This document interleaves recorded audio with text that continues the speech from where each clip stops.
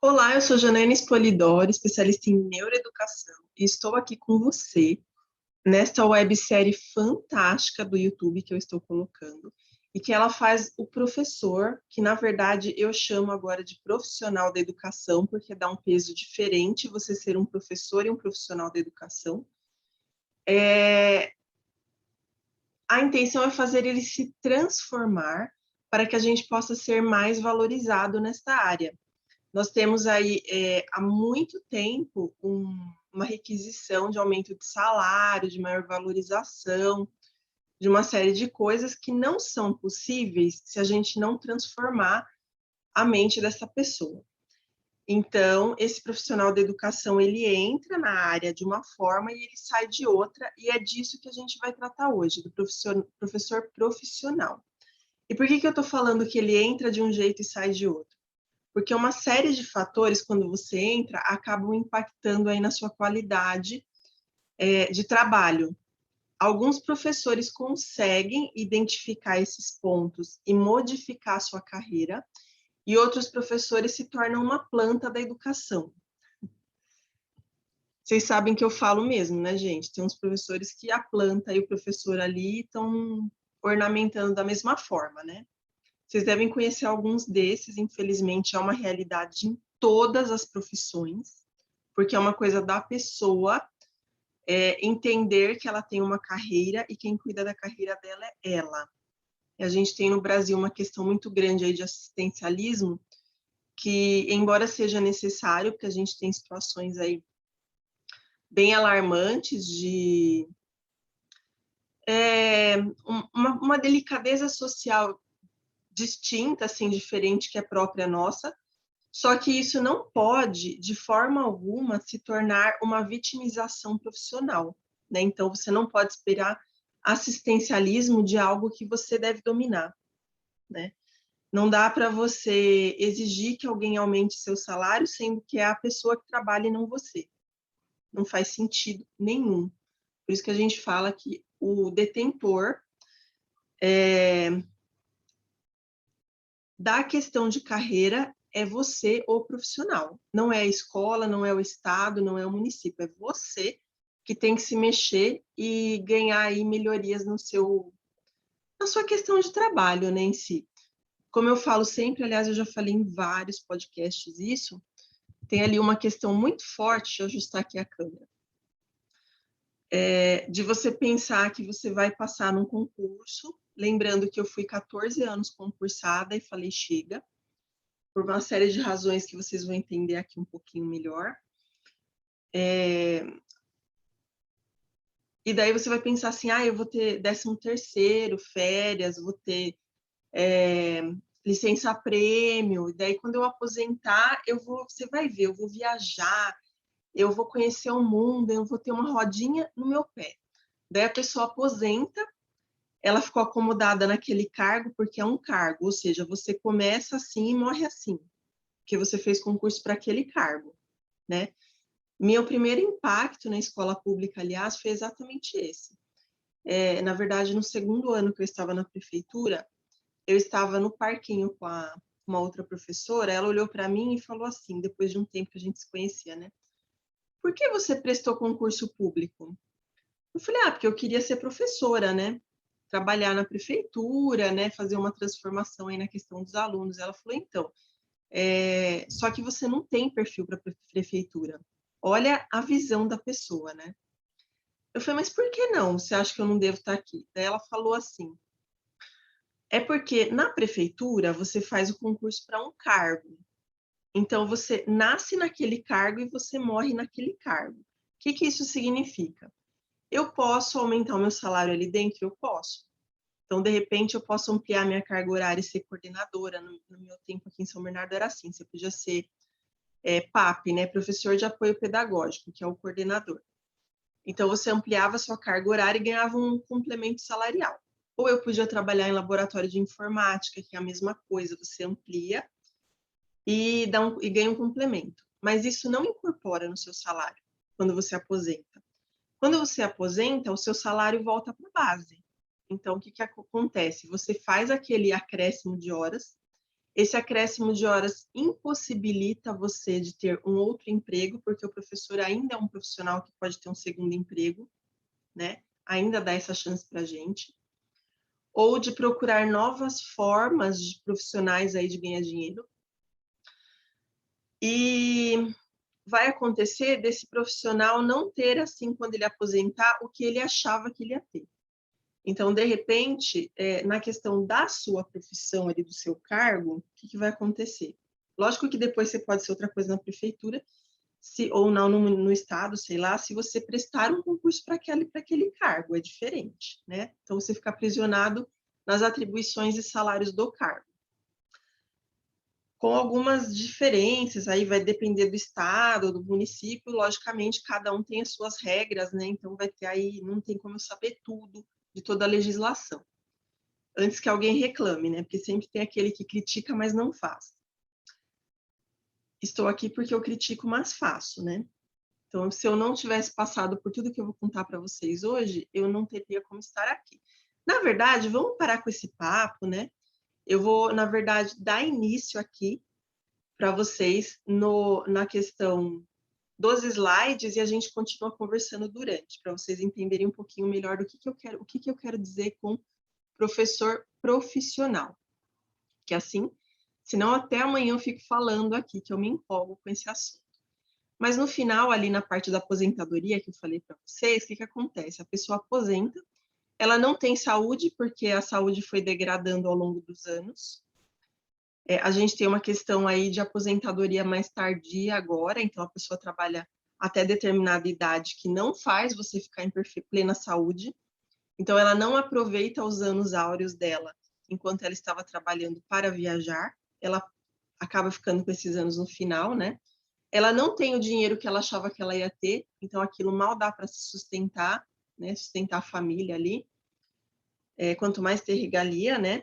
Então ela não tem dinheiro, não tem saúde, não tem disposição, porque ela está muito cansada para aproveitar o que ela deveria dos lugares que ela gostaria de ir ou das coisas que ela gostaria de fazer. Então, é um pouco ilusório isso daí de você vai aposentar e daí você vai fazer tudo o que você quer. Gente, não acontece assim. É só você olhar à sua volta, as pessoas que aposentaram na área da educação, qual é o cargo que elas tinham e o que elas fizeram depois disso, certo? Então, nossa parte 4 aqui, lembra que toda vez eu uso uma musiquinha? A de hoje, ela é um pouquinho diferente, eu não vou carregar na música, porque ela é, assim, bastante pesada. Mas vamos lá, só recapitulando aí o que a gente viu antes. Nos episódios anteriores, que a gente está no quarto, né? O professor precisa ser bem resolvido.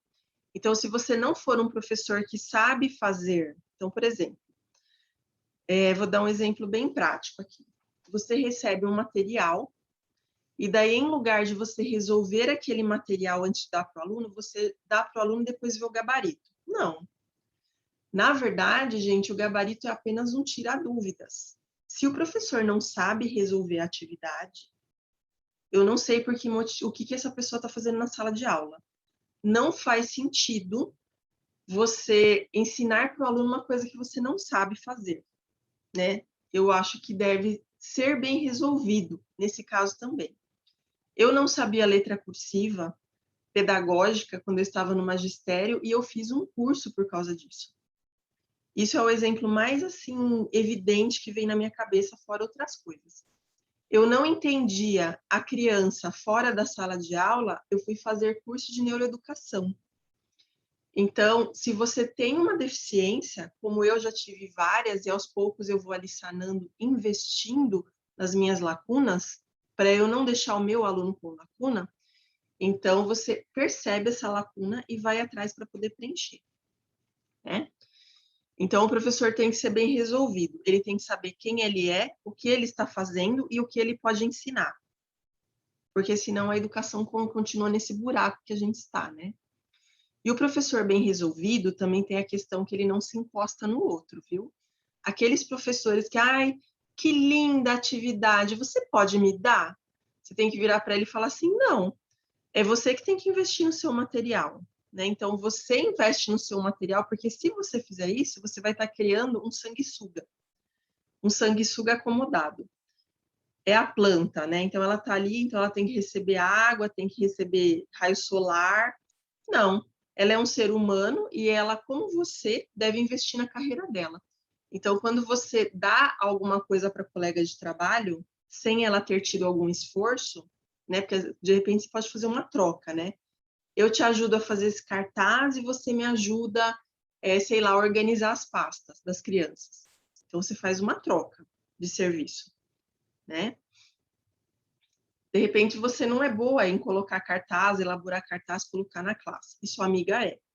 Então, ela te ajuda nisso, e como você é boa organizadora, você ajuda ela nas pastas. É uma troca aí de favores, né? Mas nunca sanguessuga, né, gente? Sanguessuga, não devemos dar espaço para esse tipo de profissional no nosso mercado, porque ele não é uma pessoa profissional. Então, se você investe, o outro também tem que investir, porque ele tem que investir na deficiência dele. Ele não deve ficar utilizando coisas que caem do céu, entende? Porque você não consegue uma valorização da profissão. A gente tem a questão do sistema, o sistema não pode aprisionar você. Então, se você concorda com o sistema, você não está enxergando como ele funciona, e eu sugiro ver o vídeo 2 dessa série. Que no final do vídeo eu mostro para vocês a playlist, porque eu criei uma playlist lá no canal para ser mais fácil vocês encontrarem. E o livro didático, gente, ele não é uma muleta, ele é só um apoio. Então, quem acha que o livro didático é uma tábua de salvação precisa se redefinir urgentemente, porque o livro didático foi feito por uma pessoa que não está na sua sala de aula. Essa pessoa, ela segue um padrão editorial que nem sempre vai de encontro com o que as crianças precisam.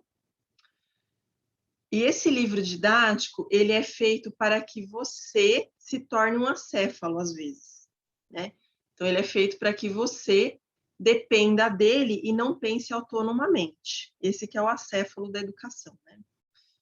Hoje eu estou forte, né? Mas a gente precisa ser forte, porque se você ficar colocando florzinha, o professor não entende que ele precisa ser diferente.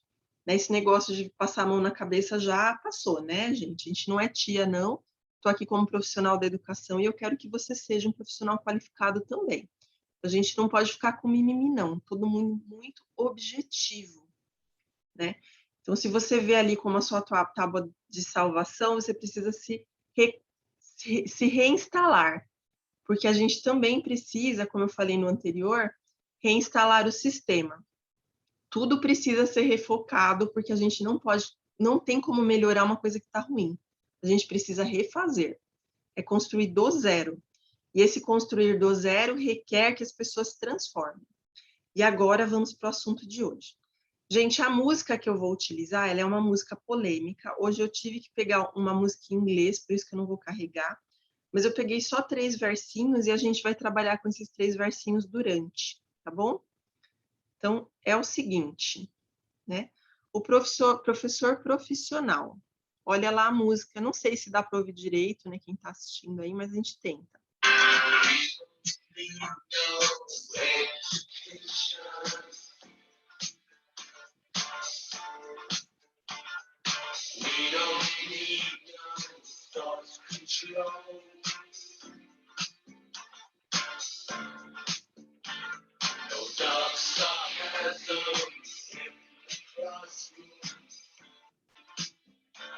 Bom, essa música aí, gente, ela é do Pink Floyd, que é uma banda aí de rock, né? Naturalmente, porque eu tenho usado só rock.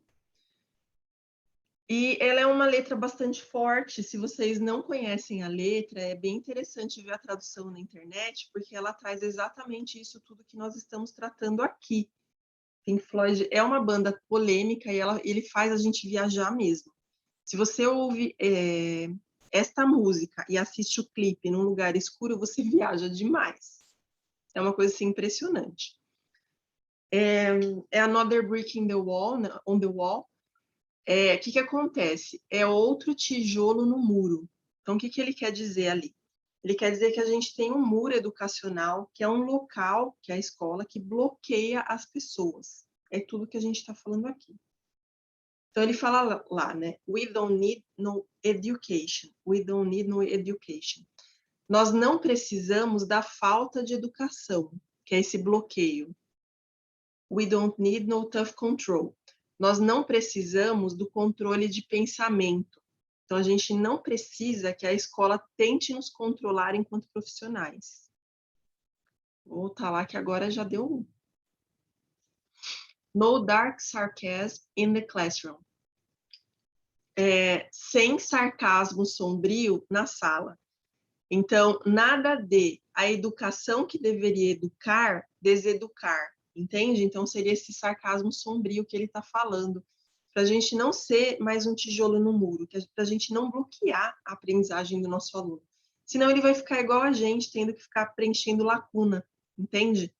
Então, se você bloqueia a aprendizagem do aluno, ele acaba crescendo ali no mercado profissional cheio de buracos, e parece um queijo suíço de lacuna, né? E ele fica tentando preencher, tendo que investir. Se você é um professor que tem consciência, você impede que isso aconteça, você percebe que o sistema bloqueia e que você tem que marretar esse muro, gente. Você precisa marretar esse muro, porque a gente não pode continuar dessa forma, ainda mais depois das mudanças educacionais que a gente teve aí com a pandemia, o quanto ficou evidente o nosso fracasso escolar, né?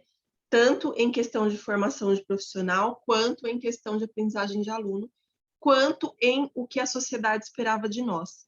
Porque, como eu falei, a sociedade tem um professor ideal, que ela acha que deve ser daquele jeito, mas a gente não deve, a gente deve bater o pé e falar, não, eu sou assim porque eu sou profissional. E a gente tem esse professor real, que é o que a gente precisa ser para mudar a educação, certo? Então, vamos lá. O professor profissional, então, ele não deve ser mais um, né? Um outro tijolo ali no muro, que a gente não quer bloquear a aprendizagem, a gente quer expandir. Se a gente expandisse direito, a gente não tinha os políticos que a gente tem, a gente não teria um Ministério da Educação como a gente tem, a gente não teria um pensamento social como a gente tem. A sociedade falaria que a nossa palavra é a que vale, entende? Por isso que você precisa ser um professor profissional. E o que é esse professor profissional? Ele é um professor que gerencia, então ele sabe quem ele é, onde ele está, o que ele tem que fazer e quem é o cliente dele, que é o aluno, né?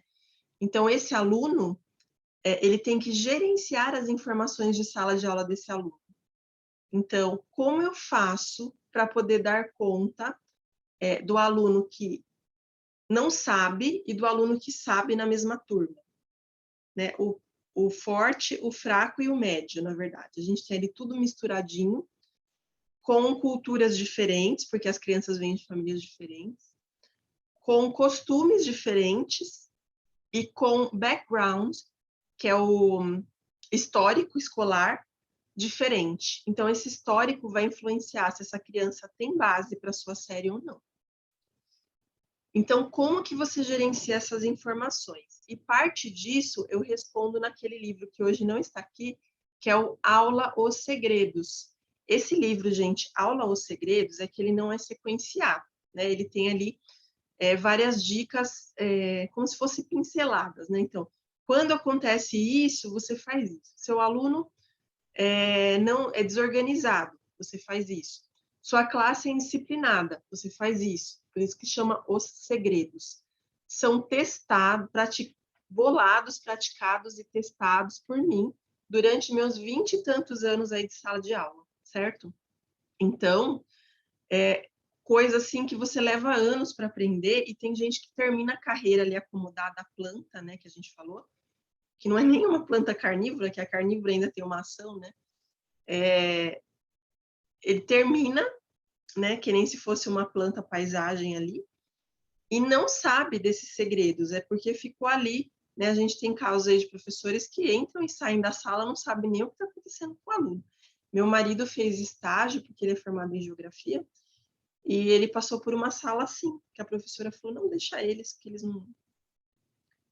Né? Então, é uma coisa bastante triste, aí, uma realidade que a pessoa desiste. E eu vou explicar para vocês por que a pessoa desiste. Então, ele precisa ser gerenciador, ele precisa ter possibilidades. Gente, professor, é formado na área de pedagogia, mas não quer dizer que você precisa ficar na sala de aula. Se você se formou, foi para a sala de aula e não curtiu, por uma série de razões, pode ser a escola que você está, pode ser o cargo que você ocupa, pode ser a série que você assumiu, pode ser uma série de razões. Não curtiu sala de aula? Deixa lugar para quem gosta, porque a gente tem outras possibilidades que eu vou contar para vocês daqui a pouco.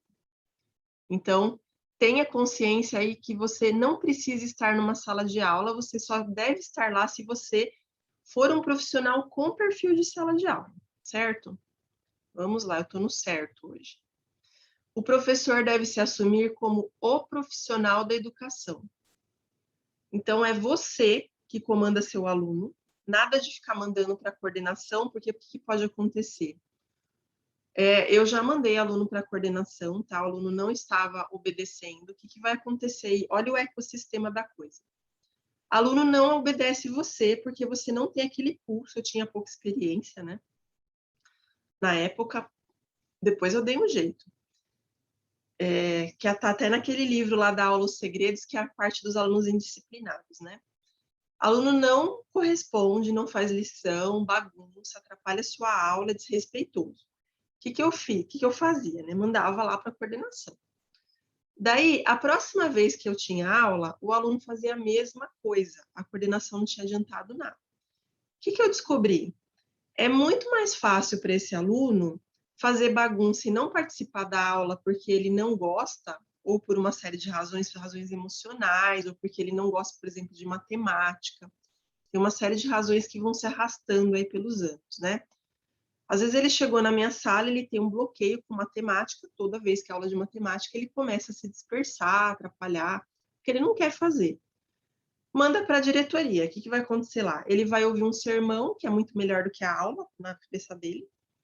Ele vai ficar lá num canto tomando um chazinho com bolacha, dependendo da escola. E vai ser muito mais cômodo, muito mais proveitoso para ele do que ele ter ficado na sala e eu ter enfrentado aquela situação, investigado por qual motivo esse menino tem esse comportamento, né? Aliás, eu pensei numa criança específica, não sei se vocês perceberam. Então, o que acontece além dessa situação do comodismo da criança, que é muito melhor para ele em termos de satisfação estar na coordenação do que na minha sala de aula, né? Porque ali ele vai levar bronca, ele vai ser obrigado a fazer coisa. Na coordenação ele vai ter uma conversa ali com a pessoa, mas dependendo do que acontecer, ele vai preferir ficar ali. Qual que é o outro ponto? Como professor, quem é o profissional da educação sou eu. Eu que estou responsável por aquela criança. O que vai acontecer? Se eu não der conta, eu tiro parte do meu profissionalismo. Então, é como se eu estivesse arrancando parte da minha valorização. O que seria essa valorização, gente? Eu tenho ali a criança. Eu não dei conta. Quer dizer que eu não sei como lidar com a situação. É uma falha minha. E realmente era. Então, eu fiz uma série aí de cursos voltados para essa parte de psicologia, né? Investi nessa parte para eu poder chegar naquele segredo dos alunos indisciplinados.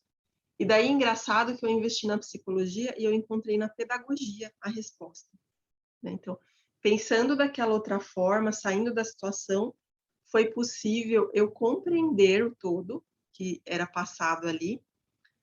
Deixa eu só diminuir aqui o celular, porque eu deixei ele aqui do lado por causa do... Ah, nem tá indo. Se ele começar a ser ruidoso, eu dou uma diminuída no volume, tá? Então, era muito mais proveitoso eu observar de fora e poder complementar isso na minha profissão e valorizar na minha profissão, do que eu ficar achando artefatos aí, não é artefatos, artimanhas para poder, às vezes me dá uns brancos assim de palavra, porque ainda mais que eu estou misturando aqui um pouco de inglês às vezes, essas artimanhas para poder resolver o problema. Não resolve, gente. Você precisa ter pulso firme e você precisa se assumir como profissional, né? É isso que a gente precisa. Delegar a sua responsabilidade para o outro faz com que a sua profissão se degrade, faz com que você tenha aí uma diminuição de valorização comercial, né? Vamos lá. Como que é o ciclo de vida profissional? De qualquer profissão, tá? A gente tem aí uma tabela periódica. Por que que ela chama tabela periódica? Porque ela tem uma série de eventos que participam dela. E esses eventos, eles possuem características em comum. Por isso que a gente tem a tabela periódica de química, que ela é dividida ali em cores, porque cada cor representa elementos de mesma natureza, mas com componentes diferentes, aí, digamos, dizendo por alto, né? Aqui na tabela periódica do ciclo do profissional, seja ele em qualquer área, só que eu vou explicar na educação, a gente tem a tabela periódica das emoções, e depois eu vou explicar por que que isso acontece. Olha que interessante. A gente tem aí uma tabela periódica mesmo, e ela está dividida entre 7 emoções básicas, que estão ali embaixo na legenda. As emoções básicas na tabela, elas estão representadas por uma estrelinha, por isso que ela tem alguns têm uma estrela e um ícone. Então, a gente tem o amor, que é essa parte rosa. Quando você começa a sua carreira profissional, tudo é amor, né, gente? Porque você conseguiu um emprego, ou porque você passou na prefeitura, ou porque agora você é um funcionário público, ou porque você abriu o seu reforço escolar. Então, você tem uma relação de amor com o seu trabalho, com a sua profissão, com o seu profissional interno. Então, você tem empatia, serenidade, orgulho do que faz, você admira os outros profissionais da área, tem uma série de questões aí relevantes. Daí você passa do amor, conforme você vai pegando experiência, você passa para a alegria. E daí você começa a ter satisfação, prazer, porque o aluno está aprendendo. O recurso que você trouxe, os alunos amaram. Então, é uma coisa assim, faz a sua classe se movimentar. A coordenadora elogia seu trabalho e mostra para os outros, porque você está naquela situação super de emoções positivas, é uma vibração muito boa, né? Você tem felicidade, fica eufórica, é otimista com tudo.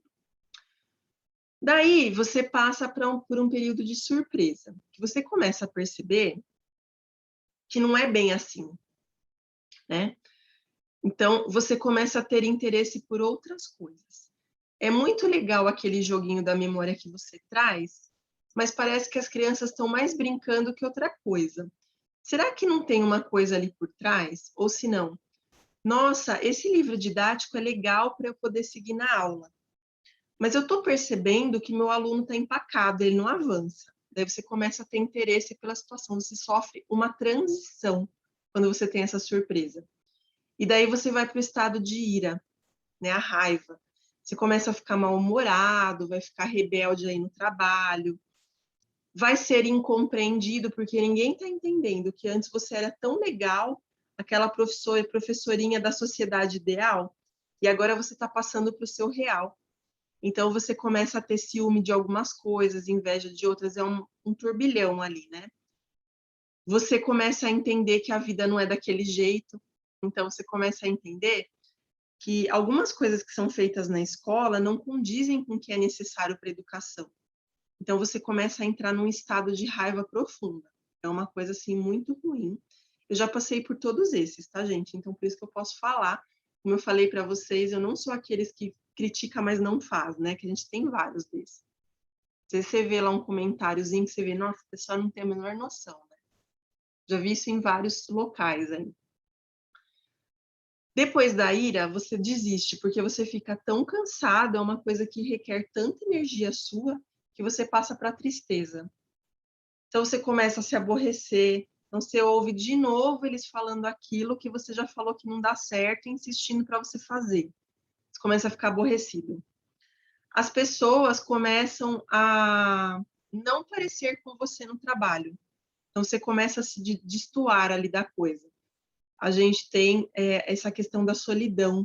Então, será que só eu penso assim?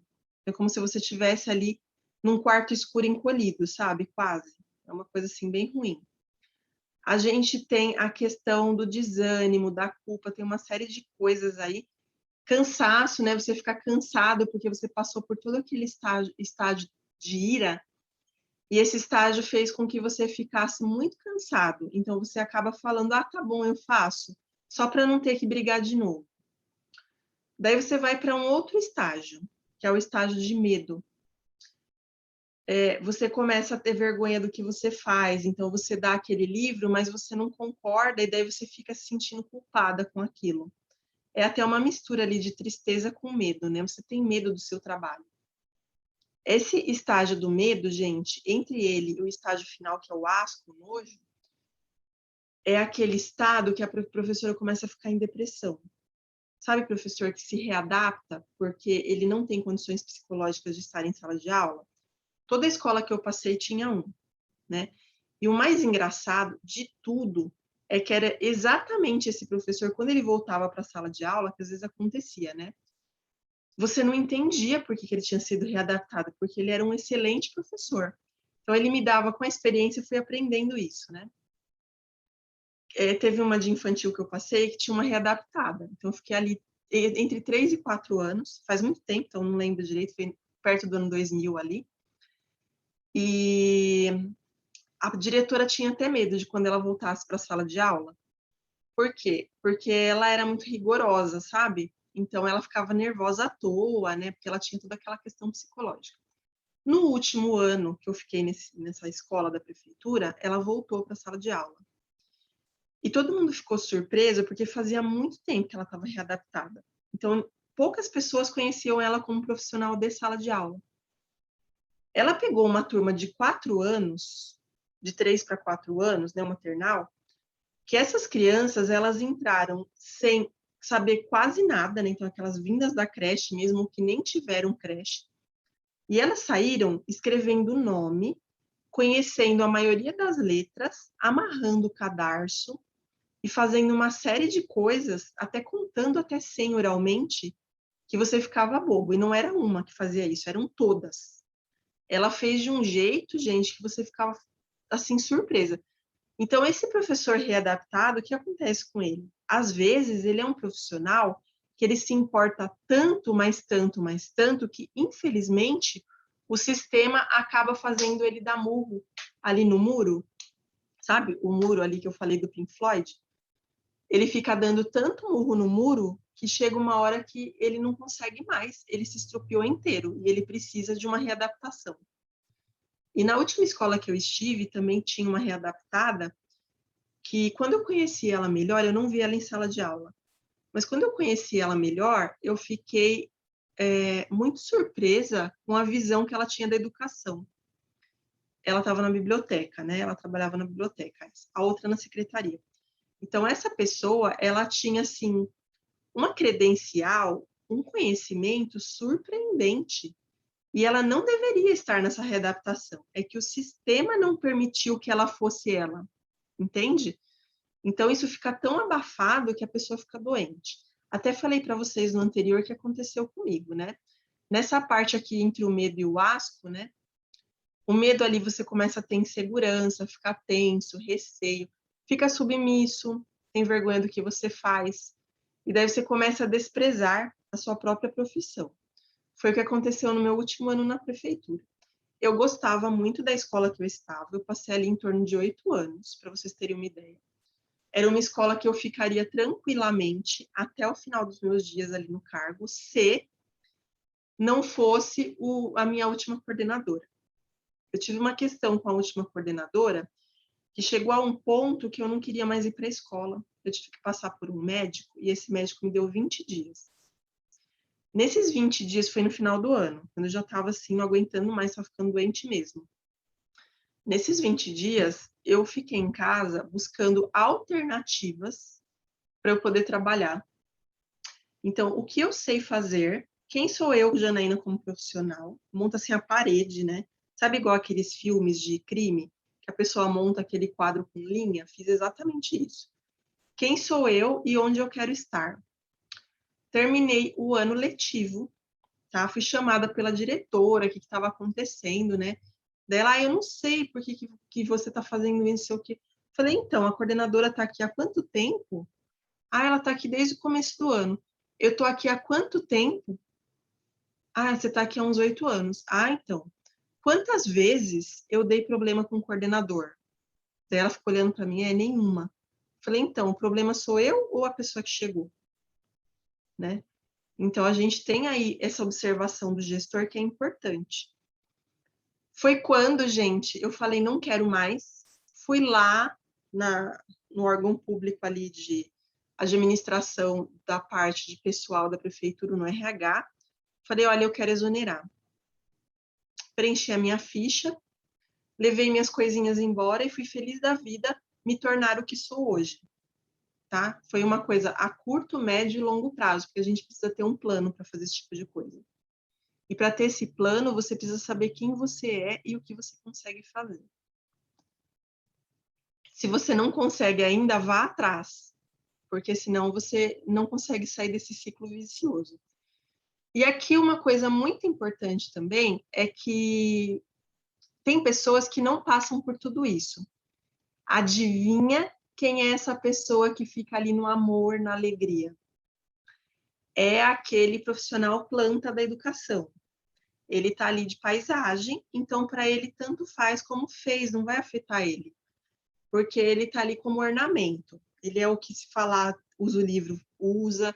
Se der na mãozinha dele um papel, ele usa. Se levar ele para uma conferência, para uma palestra, para um curso, ele vai estar ali de corpo presente e alma em outras coisas, sabe? Esse profissional é assim. Então, a gente não considera aqui nesse vídeo, valeu? Na verdade, gente, eu tenho vergonha desse profissional. Sinceramente, em qualquer profissão, esse profissional é uma vergonha para a sociedade, como ser humano, na verdade. E a gente tem ali um ciclo de vida profissional que eu trabalho com a Cirlei, né? Como vocês sabem, a Cirlei é minha assessora. E quando eu mostrei essa tabela para ela, ela veio ali, ela tem toda essa questão de carreira, né? Que ela cuida. Que ela é um profissional que ajuda você na sua carreira. Ela é como se fosse ali uma estrutura, né, para você conseguir alcançar o que você quer. Isso eu também invisto, olha, quanta coisa eu invisto. Num profissional que me faça ser quem eu sou atualmente e que me faça ser quem eu quero ser no futuro. Ela falou uma coisa que eu achei importante e eu acrescentei aqui no vídeo. Então, é engraçado que quando a gente olha aquela tabela periódica das emoções, o profissional, o que vai acontecer com ele? Ele é contratado pela formação. Então, a escola recebe um currículo, ela gosta daquele currículo, ela te chama, você sente orgulho pelo que você fez, você faz aula teste, planeja, mostra o que você é capaz, e naquele ambiente, com aquelas pessoas, com as demandas do dia a dia, com a sociedade que está em volta, você acaba, se você passa por aquelas emoções, uma hora você acaba ou doente, encostado aí na questão do governo, né? Ou, ai, desculpa, você acaba num sistema de demissão por emoção, que foi o que aconteceu comigo. Todas as vezes, eu aguento bastante. Todas as vezes que eu pedi demissão, porque eu sempre pedi demissão, foi por questão emocional. Só que foi diminuindo o tempo. Então, na prefeitura, eu levei 14 anos para fazer esse ciclo. Só que foi no último ano que fez com que eu passasse por todos. Eu ia e voltava, porque esse ciclo, como ele é emocional, pode ser que você avance e regrida, porque depende das pessoas que estão trabalhando com você também e da sua ambição enquanto profissional. Então, enquanto eu estava ali com coordenadoras que me apoiavam, que me traziam soluções em vez de me criticar e ter inveja do que eu fazia, eu conseguia me virar, né? Quando eu tive uma coordenadora que fazia o contrário do que as anteriores faziam, eu percebi que aquele era o momento de eu mudar ou ficar doente, né? Então, eu achei que eu podia mudar a educação de outra forma, esclarecer as pessoas para que não houvesse mais esse tipo de coordenador, né? Que a gente precisa saber o nosso papel. E, aliás, é um perigo, né? Isso, gente, porque é um professor que sai da sala de aula para ser coordenador. Olha a responsabilidade se a pessoa não tem consciência disso. Você está lidando com o sistema inteiro da escola, né? Então, esse profissional, ele precisa ser consciente. E daí a gente passa ali pela questão da emoção. Quando eu pedi a conta ali da coordenadoria de 7 escolas aqui particulares do ABC, também foi emoção. Então, eu passei ali alguns longos anos na instituição, eu amava a instituição. Gostava de trabalhar lá, gostava de dar aula até o final, mas o que foi degradando foi a questão emocional. em relação ao que esperavam da minha disciplina, porque eu era coordenadora de idiomas, então inglês e espanhol. O que acontecia? Eu não tinha voz para nada, porque inglês e espanhol era complementar. Então, é aquele que no relatório tem direito a 3 linhas, sabe? É aquele que na hora de um conselho não precisa nem falar, porque a sua opinião não importa tanto. É aquele que você pede melhorias para os seus professores, a escola não dá, porque a prioridade é português e matemática, né? Então, foi esse desgaste emocional da área ser subestimada e de não dar importância, valor ao que eu fazia, foi fazendo com que eu passasse por esse ciclo de uma forma diferente, né, com emoções diferentes, e que eu chegasse lá e falasse assim, olha, eu vou trabalhar até o final do ano, isso foi em outubro, eu vou trabalhar até dezembro, me disponho a passar para a pessoa que vocês decidirem a coordenação nesse tempo, mas no próximo ano eu não estarei aqui. Né? Uma decisão minha, não tem como revogar. Então, é assim que a gente faz para poder avançar como profissional também. Quais são suas possibilidades dentro da área profissional da educação? Você pode ser um professor regular, que é o professor de sala de aula. Tem professor regular que vai nascer e morrer desse jeito, porque ele gosta muito. Não impede que você se qualifique. Então, por exemplo, você pode fazer uma especialização em uma determinada área que faça com que você se torne um professor regular de ensino médio ou faculdade. Né? Então, você é um professor de sala, mas você pode começar a dar aula para outra faixa etária. Ou você pode ser especialista em um assunto e a escola te contratar para aquele assunto. Então, é bacana. A gente tem o gestor educacional, que é esse coordenador que tem que ser um líder, mas deixando o professor respirar, né?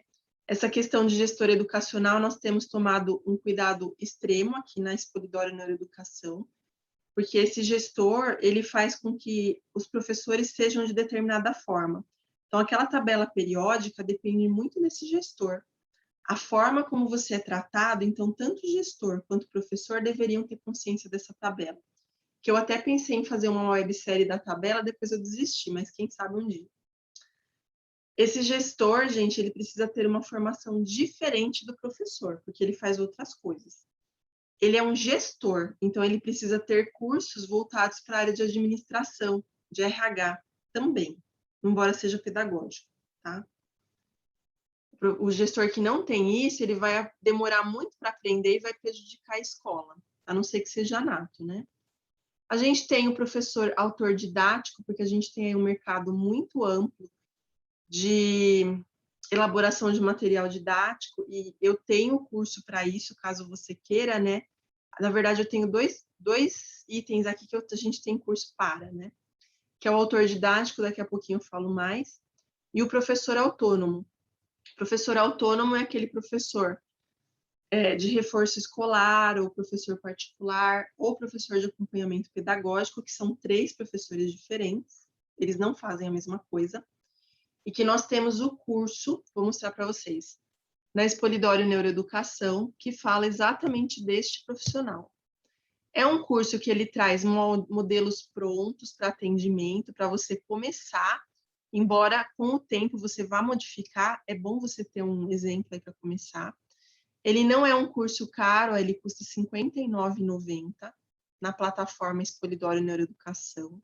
Depois eu deixo aqui embaixo do vídeo, no resumo, eu deixo o link para vocês da nossa plataforma de cursos.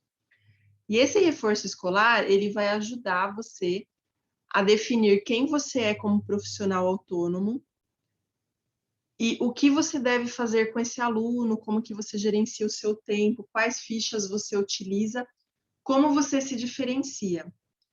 Como você se diferencia? Porque nós não somos commodities. O professor não é produto. Você está oferecendo um serviço.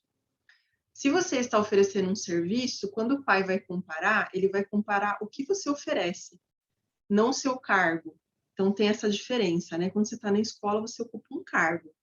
Quando você é professor de reforço ou afins, né? Autônomo, você não está ocupando um cargo, você está sendo um profissional da educação autônomo. Isso significa que você vai ser contratado pela sua qualidade de serviço, não pelo seu título, entende? Então, o que você faz vai colocar o preço no que você pode cobrar. E lá eu falo dos preços também que você precisa cobrar nesse curso. Deixa eu achar aqui. Além do professor autônomo, você pode ser um influenciador, só que você tem que ser um influenciador responsável. O que é um influenciador responsável? É aquele que só vai pegar a câmera se tiver certeza absoluta de quem ele é, o que ele faz e o que ele pode contribuir. Nada de ficar colocando depósito de outras pessoas, gente, isso é muito feio. Quando você é influenciador, isso é muito feio. Então, você passa. Quando você é um professor que gosta ali de mostrar o trabalho dos outros, que gosta ali de mostrar o que você faz, como que você é em sala de aula, não tem problema. Você usar, compartilhar coisas de outras pessoas. Quando você se torna um professor empreendedor, que é esse professor influenciador, ele faz parte dessa leva de professor empreendedor, você precisa ser uma referência. Para você ser uma referência, você tem que ter uma fala sua. Eu já vi até professor influenciador, olha que feio, gente. A pessoa compra um livro, ele é um livro um pouco mais difícil de ler, o que ela faz? Ela vende esse conteúdo desse livro como se fosse ela que tivesse feito. Daí você vai fazer o curso e fala, nossa, mas ela está falando tudo que tem naquele livro que eu já li e já entendi. Para que eu estou pagando esses R$ 30 no curso? Né? Então, eu tenho notícia de outros, né? Mas eu já vi alguns que fizeram isso. A pessoa quase que copia o livro, né? Lança um livro dela copiando aquilo que ela leu, só que falando de outro jeito, parece aluno, né? E essa pessoa começa a vender formação baseada naquele livro que não é nem baseada. É o livro traduzido para quem não entendeu, quase, né?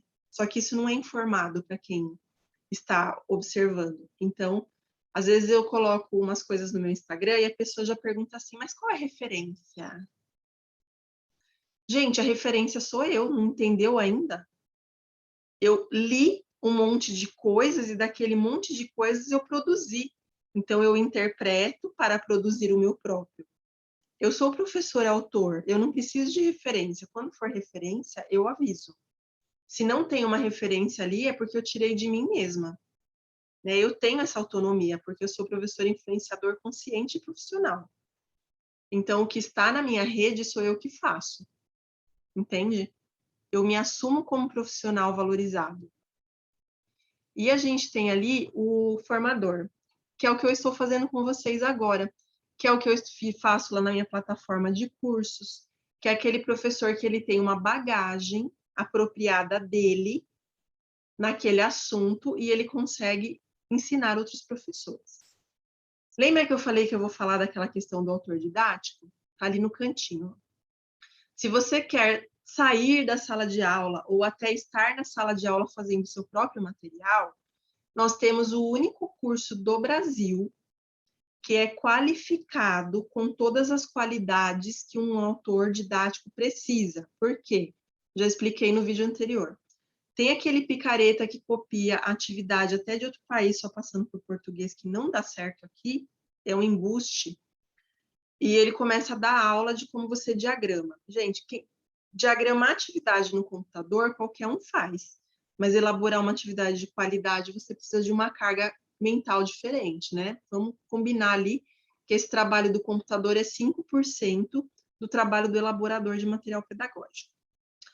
Se você está interessado no curso, nós vamos começar a pré-venda hoje, que eu estou filmando esse vídeo, para as turmas de 2022.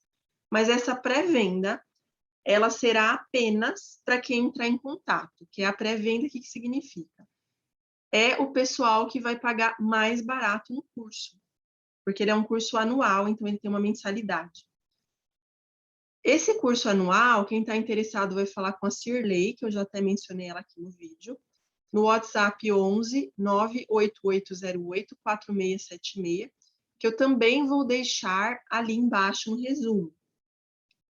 Você envia uma mensagem e fala, olha, eu gostaria de participar da turma 2022 do curso de elaboração de material pedagógico. Esse curso vai tratar de engenharia pedagógica, que é o que você está por trás da atividade e ninguém enxerga, que é o que faz a minha atividade ter resultado, diferente de quem copia de mim, tá? Porque ela tem uma sequência ali. Essa sequência ela é imprimida por Vygotsky, que daí eu explico lá como que eu aplico de uma forma diferente, porque não é como você viu na pedagogia. O Vygotsky tem uma outra faceta que nem todo mundo conhece, tá? Engenharia pedagógica, arquitetura da informação, que é essa parte da diagramação, como que vai na folha, que jeito que você coloca, e a parte da neurociência, que é a carga cognitiva. O que você faz para moldar o cérebro dessa criança? Então, você tem ali neurociência, tem direito digital, tem uma série de, como eu vou explicar, matérias, né? São matérias até, eletivas, que elas são, na verdade, matérias curriculares, que elas são imprescindíveis para você entender como faz o material, como você faz para persuadir com aquele material e como você faz para esmurrar aquele muro que a gente está tentando esmurrar. Então, quem tem interesse nesse curso é a sua chance. Nós só vamos abrir outra turma em 2023. Então, aproveite, né? Voltando lá, para ser um professor profissional, você precisa ser ético acima de tudo. Então, você não deve, por exemplo, copiar a coisa dos outros e falar que é seu. Que isso é uma coisa até de índole, né? Infelizmente, a gente tem umas pessoas que parece que a índole não ajuda. Mas você pode aprender, se você se forçar, a ser ético. Pelo menos um pouquinho, né? Porque senão nós, profissionais honestos, queremos ser valorizados, não somos por sua causa. Tem iniciativa. Então, não fique esperando o dinheiro cair do céu, digamos assim, né? Ele não vai cair do céu se você não se movimentar. Então, se você não está feliz, se você falar, eu não vou fazer esse curso porque a minha escola paga pouco. E daí? O que você tem a ver com a sua escola pagar pouco? É o quanto ela pode te pagar. E é o quanto ela acha que você vale. Se você não está feliz, amigo, faz um curso, investe em você e vai procurar outra escola. Você precisa procurar o local de trabalho que está de acordo com as suas formações. Então, se você não investe em você, logicamente, a escola não vai querer investir também. Você acha que essa escola que te paga pouco vai poder pagar um profissional que tem uma formação diferente da sua? Um profissional que tenha, sei lá, seja um super influenciador tecnológico ou que saiba muito de psicomotricidade e seja uma escola de infantil que ele poderia fazer a diferença? A pessoa não pode pagar isso. Então, ela vai pagar o quanto ela pode para o profissional que ela pode ter, entende? Tem uma questão aí de equilíbrio, uma balança. Não está satisfeito? Invista ali, separe um dinheirinho por mês, invista num curso da área que você goste e comece a mandar currículo, né? Ir atrás, porque ninguém vai jogar no seu colo sem você ter qualificação. Sinto lhe informar. Priorize o aprender seu e da criança. Então, sua prioridade é seu aluno.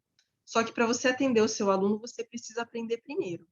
Se você não aprender a ser um profissional de educação adequado, você não consegue ensinar o seu aluno.